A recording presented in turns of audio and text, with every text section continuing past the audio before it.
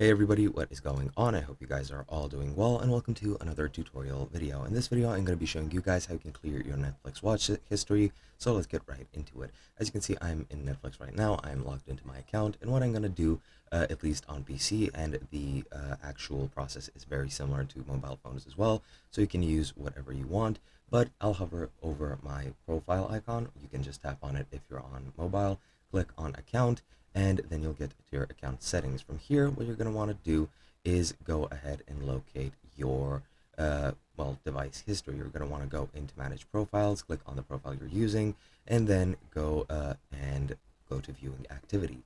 From here, you'll see all of these shows that I have watched, and let's say that I want to remove this episode of House.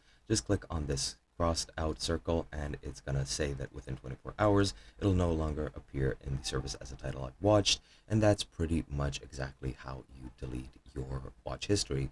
You'll have to do it for each episode separately, so it's kind of a pain, but it is what it is. You can also click hide all. Actually, I missed that, so you can do that. It appears. So yeah, that's pretty much it. Hope you guys enjoyed, and I'll be seeing you guys in another video.